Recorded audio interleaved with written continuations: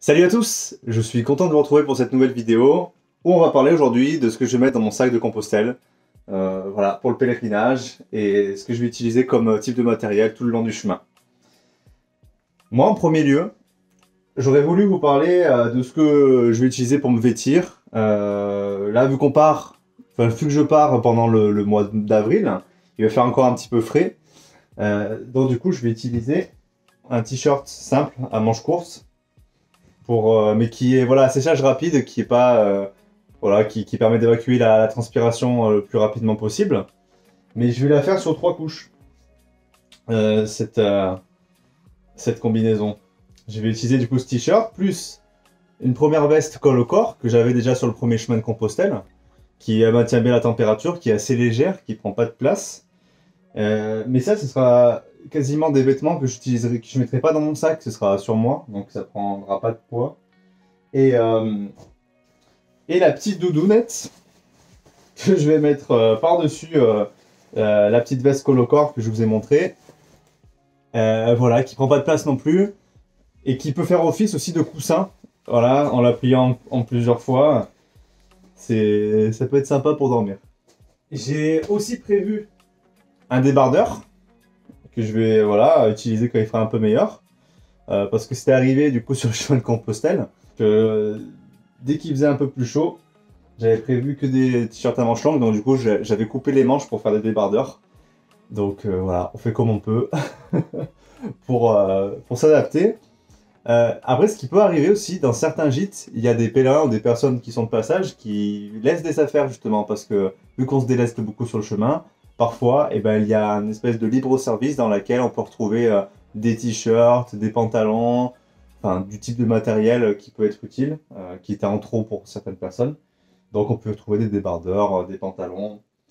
Et en parlant de pantalons, moi j'utilise un pantalon simple, voilà, qui est assez résistant, qui est pas trop lourd, que j'aurais sur moi principalement. Il y a 3 ans, j'avais un peu le même type de pantalon, mais qui faisait short. Ce qui veut dire que bah, c'était vachement pratique, ça évitait de prendre un short plus un pantalon, voilà, ça faisait un gain de place. Et voilà. Mais du coup, cette année, voilà, j'ai mis un short avec, voilà, tout simple, pareil, qui évacue vite la transpiration, qui a un séchage rapide, qui sera utile quand il fera meilleur. Donc après, tout simple, je prends 2 caleçons, voilà, séchage rapide, pareil. Pour la petite anecdote, ces caleçons, ils sont... Ah, il y a le chat. Et coucou. Alors, je disais, pour la petite anecdote, ces caleçons, c'est drôle, mais ils sont à séchage rapide, mais ils sont composés d'argent pour éviter les ondes électromagnétiques que j'aurais à cause du téléphone dans la poche. Voilà, pour la petite anecdote, c'était une expérience, mais bon, je suis pas sûr que ce soit réellement efficace. 2 paires de chaussettes, une devrait faire l'affaire vu que je vais marcher en sandales. Voilà, c'est des chaussettes pareil, antitranspirantes que j'avais sur le chemin l'année dernière et qui permet vraiment d'avoir un bon maintien au niveau de la cheville et au niveau des petites douleurs qu'on peut avoir sur le pied. Et ça, ce sera voilà, en cas si jamais il fait trop froid, parce que vu que je vais marcher en sandales, et que ça, c'est pas très glamour, mais c'est très pratique. Parce que voilà, ça permet de ne pas avoir froid et d'éviter certaines douleurs. Les sandales, je les ai pas reçues par contre encore. J'ai trouvé une petite paire de Teva sur Vinted. Pour la petite anecdote, la première fois que j'avais marché sur les chemins de Compostelle, j'avais marché avec des Teva Theraphy 5, donc qui était une paire de sandales de randonnée vachement efficace, que je vais vous afficher là. Par la suite, cette année, bah, j'ai pas forcément les revenus pour me prendre une paire voilà, qui est aussi chère. Donc du coup, j'ai trouvé une paire de Teva à 10 € sur Vinted, sans faire de pub. Mais ça va être... dès que je les reçois, je vous les montrerai. Également, un pantalon léger, c'est pas un legging, mais c'est un petit peu comme, voilà, c'est assez ample, c'est tout léger, pour m'en servir comme un peu comme pyjama le soir, voilà, pour marcher dans les gîtes, c'est agréable après une bonne journée de marche d'avoir un truc comme ça qui permet de se sentir tout léger. Donc voilà. En tout cas pour ce qui est de la tenue, des vêtements. Et il est possible qu'au fur et à mesure que la température se remonte, tout simplement, que je renvoie du coup des affaires comme la doudoune par exemple, ou un t-shirt. Voilà, ça peut arriver qu'il y a quand même un petit budget pour la poste, pour envoyer du matériel voilà, qui serait en trop pour alléger un petit peu le sac. Voilà. Donc du coup, ça c'est les habits que je vais utiliser. Avec le chapeau, pareil, d'il y a 3 ans. Voilà, c'est le chapeau de cow-boy d'Indiana Jones qui tient bien la tête des rayons du soleil. Pour les gîtes, moi je vais utiliser un sac de couchage 15 degrés. Voilà, pour avril c'est un petit peu léger, faut peut-être prévoir entre 5 et 10 degrés un sac de couchage. Mais celui-là il prend vraiment pas de place, il fait 680 grammes. Pour moi ça me va. Principalement on dort dans les dortoirs, hein. Dans les gîtes c'est des dortoirs avec beaucoup de monde. Et pour chauffer, bah, ça dépend. Ça dépend. Je peux pas vous le dire. Mais en tout cas, ce que je préconise, c'est de prendre un sac à viande quand même, parce que s'il est quand même demandé dans les gîtes pour question d'hygiène. C'est en fait un sac à viande, c'est une espèce de couverture qu'on met par-dessus le sac de couchage. Un petit peu comme une couette avec un drap, voilà. Donc la couette qui est dans le drap, c'est un peu dans le même système.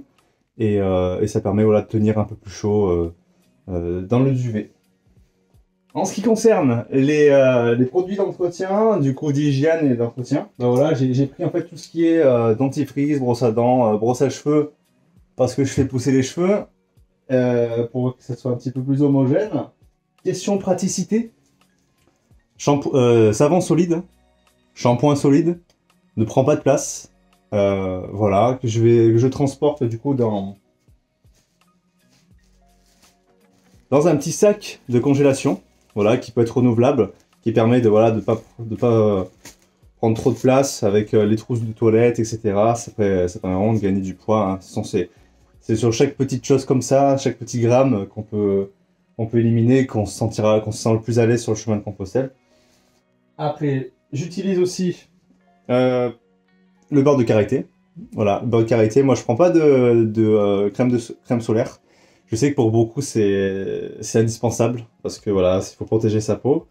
Mais le beurre de karité, pour moi, juste, ça me permet de prévenir et d'hydrater ma peau, tout simplement. Parce que voilà, le coup de soleil, je les crains moyennement, même si bon, la peau, voilà, en pâtit. Mais voilà, ça me suffit. Beurre de karité. Ensuite, indispensable, les boules caisses. Voilà, dans les dortoirs, il y en a plein qui ronflent, qui pètent, qui font du bruit tout simplement. La nuit, ça peut arriver. Donc ça, c'est votre pote indispensable à avoir, c'est voilà, des boules caisses, tout simplement. Par la suite, moi je me suis pris voilà, des lentilles de contact, parce que je porte des lunettes, et c'est vrai que ça c'est pas forcément le plus indispensable à avoir. On sait jamais quand il pleut, quand il fait trop chaud avec la buée, enfin moi je sais que voilà, je suis habitué comme ça me fait du bien. J'ai aussi prévu, alors parce que c'est important aussi quand on arrive dans les gîtes en termes d'hygiène, d'utiliser des huiles pour se soigner un petit peu les pieds. Donc moi j'utilise de l'huile d'arnica que je vais coupler avec de la Golteri. Voilà, un petit flacon de Golteri. Je vais les coupler ensemble parce que ça, ces deux produits, c'est miracle pour prévenir déjà des ampoules, des douleurs qu'on peut avoir voilà, sur le chemin éventuellement. Et pour justement le soir quand on arrive dans le gîte, se faire un petit massage et apaiser tout simplement le feu de la marche qu'on a pu avoir dans les sandales, dans les chaussures, peu importe. De l'huile de barbe, voilà, pour l'hydrater un petit peu, pour pas qu'elle soit trop désagréable. Et en huile essentielle, encore pour rester dans la lancée, j'ai pris de l'huile essentielle de Niaouli. Voilà, si jamais je me sens un peu encombré, bah ça décape direct les bronches en mettant un petit peu sous le nez, en respirant, c'est très agréable. Et de l'huile essentielle de citronnelle pour l'été, pour les moustiques éventuellement, ou les petites bébêtes qui viendraient nous piquer pendant que je dors, je sais pas, dehors J'ai aussi prévu ceci. C'est des pinces à tic. Voilà, ça peut arriver que dans certaines marches sur le chemin de Compostelle, on passe par des lieux avec des forêts, quelques peut-être hautes herbes. C'est rare, mais il peut y en arriver. Ça peut arriver. Et du coup, les pinces à tic, ça peut être indispensable pour voilà, éviter de mal enlever une tique. Voilà. Je sais que moi, j'en ai pas eu pour ma part. Sur le premier chemin de Compostelle, j'ai zéro tic. Mais certains, oui. Donc, ça prend pas du tout de poids. En termes de matériel, du coup, vidéo, moi, pour faire les vidéos, j'ai utilisé du coup mon téléphone avec le stabilisateur, voilà, qui est juste là. Parce que là, mon téléphone, il tient sur une tringle à rideau. Donc voilà, le stabilisateur, voilà, qui prend un petit peu de poids, mais qui sera vachement agréable pour vous lors des visionnages de mes vlogs. J'ai un projet aussi, d'ailleurs, pendant que j'y pense, pendant le chemin de Compostelle, pour essayer quand même de vous donner un contenu qui reste agréable à regarder sur la durée. J'ai un ami voilà, qui m'a proposé éventuellement de faire des montages vidéo des images que je prendrais sur le chemin et qui permettrait du coup d'avoir voilà, un rendu beaucoup plus fluide. Ensuite, chargeur de portatif, voilà, si jamais parce que ça peut arriver que je puisse pas charger mon téléphone, voilà, pour une raison X ou Y, et ceci, voilà, me permettra de charger mon téléphone en toutes circonstances, batterie externe, un chargeur de téléphone, le câble pour charger le stabilisateur. Je vais prendre ma paire de lunettes, voilà, qui peut toujours servir. Je les présente plus, mais je prends mes bâtons de marche, ma gourde filtrante, mais où j'ai enlevé le filtre, parce que du coup, il n'y aura pas besoin de filtrer l'eau en théorie. Ça, c'est une couverture de survie, voilà, que j'ai mis dans un petit plastique. Ça peut toujours servir si jamais, voilà, j'ai pas réservé mon gîte ou je me suis arrivé un peu trop tard et qu'il n'y a plus de place. Ça peut toujours servir si je dois dormir dehors, dans une grange, enfin, un lieu qui me permettrait de dormir et voilà, d'avoir un minimum chaud. Ce que je prends en plus, c'est voilà, c'est la crédentiale.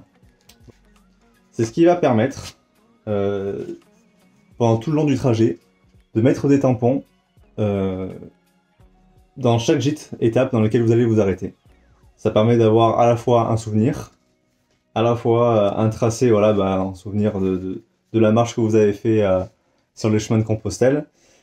Et ça permet aussi de valider quand vous arrivez à Santiago la Compostela, qui est une sorte de diplôme qui valide en fait le nombre de kilomètres que vous avez mis et que vous êtes bien arrivé à destination.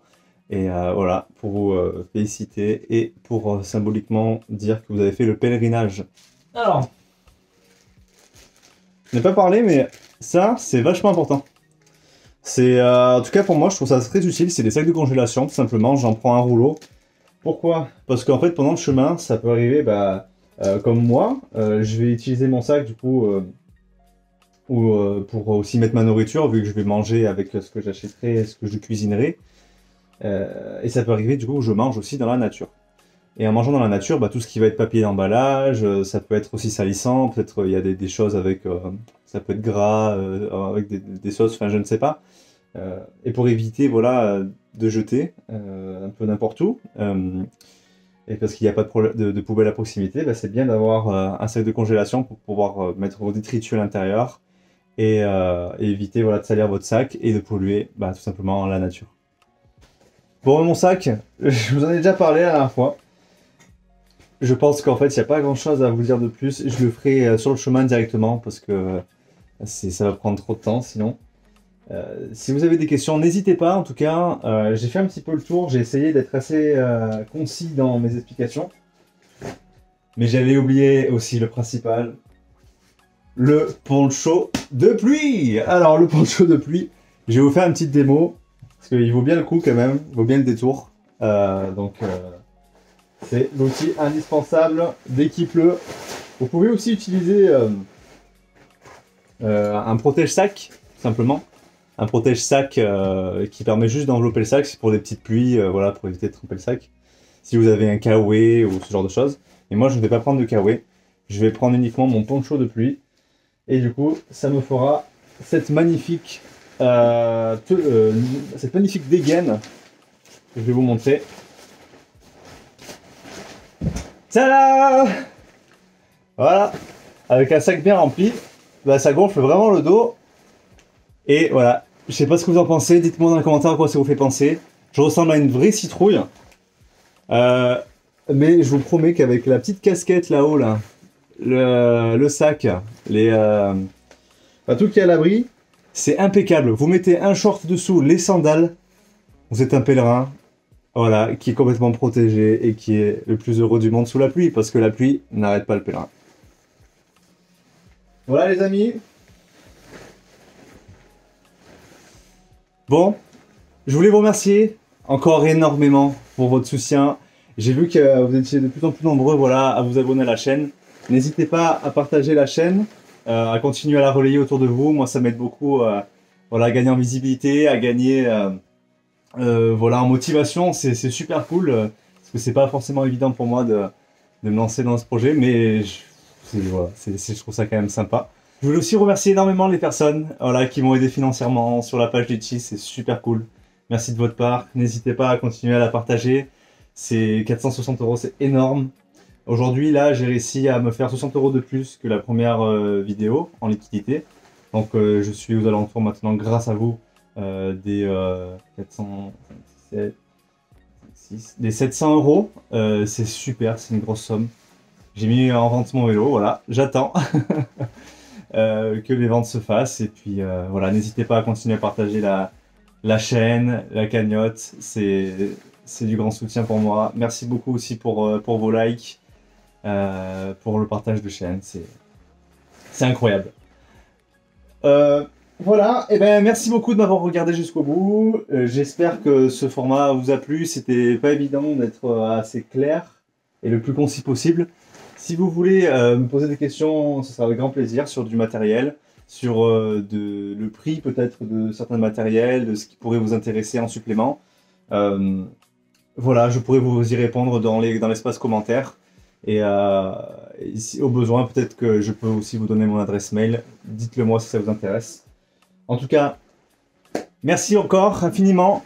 Je vous dis à très bientôt pour une nouvelle vidéo que je vais faire aussi la semaine prochaine. Et vous en dire un peu plus, voilà, sur l'avancée de l'aventure et du projet. À très bientôt. J'ai oublié un petit détail. Ah, alors, mon sac il est là, il est bien plein. Mais il y a encore de la place. C'était la serviette de bain. Voilà, c'est une serviette à séchage rapide qui est assez grande quand même. Et l'avantage, c'est dans les gîtes, on peut faire sécher du coup nos vêtements. Voilà, il y a des étendages, il y a possibilité de faire des machines à laver de temps en temps selon les gîtes. Mais la plupart du temps, bah, moi je sais que je lave mes affaires à la main, au lavabo, et puis au fur et à mesure, vu que je prends qu'un change. Et après, bah, je les fais sécher sur l'étendage, le Tankerville.